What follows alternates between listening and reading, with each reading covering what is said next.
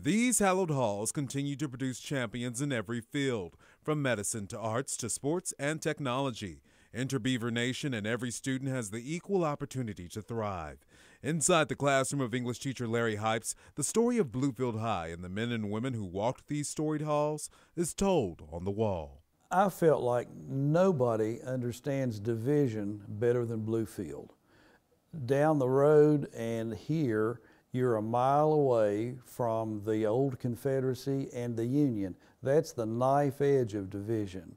When you think about 150 years ago, this area wanted to stay with the Confederacy.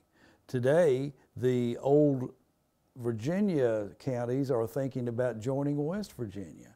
So I felt like the story of these schools would blend, and we tried to make it into thirds, that they would blend into the modern era.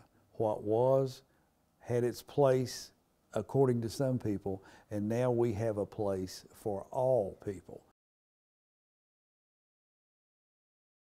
Getting to that place for all took some time. 1954, Brown versus Board rules that separate but equal is unconstitutional. 1955, the Board of Education in Mercer County gives families the freedom of choice to go to the school of their choosing. 15 years later, the last all-black high school closes, and Bluefield High becomes the center of integration. Well, the principal decided that it was time for him to leave, and he assured me that I did not want to come to Bluefield High School. No one could survive there. It would be 10 years before things would ever be anywhere near the semblance of a public school system again. George Erps felt differently and chose to take on the task of heading the first fully integrated high school in the county. I spent all summer trying to get ready, and I made a lot of plans and did a lot of work and this kind of thing, and it all fell apart on the first day. A student teacher came running in the office and he said, "Mr. Erps, you need to come down the hall," said there's a really bad fight down there. You can imagine the uproar and the upheaval in the school at that time, because everybody wanted to know, first of all, what this white principal's going to do about this. And I said, well, now you all realize I've got to have school today, and I've got to get everybody in the auditorium and get started. And if you all insisting on fighting, please promise me that you'll just sit here in these chairs until I can get school started. And then if you want to fight, we'll go downstairs and I'll put you in the coach's office and we can fight. Becky Lewis and Willie Perry remember those first days as students. It was a little scary because I had always been to an all-black school with no white people whatsoever. But I remember my dad telling me on my first day of school, they're just like you. They're humans just like you. They get into their clothes the same way you get in yours.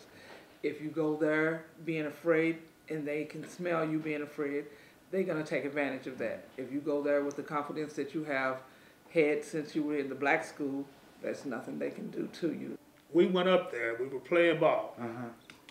So we came to school one morning and everybody was sitting on the floor. See, we didn't have no black cheerleaders. So the white kids, they had a sit-in.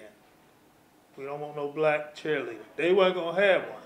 They weren't gonna have it. They had a sit-in that morning. So they had that protest, then finally we got a black cheerleader. Then when my daughter got up there, 15, 20 years later, she said she's going to go. I said, you go ahead and you do that because we had to fight for this. You know, you fought for everything you get. Some 50 years later, Principal Erps is grateful he did not listen to the naysayers. I kind of felt like the Lord had put me in that job at the time for whatever reason. I grew up feeling, because of what my mom told me, that most of the things like that had occurred in life. You know, you were in a particular place at a particular time.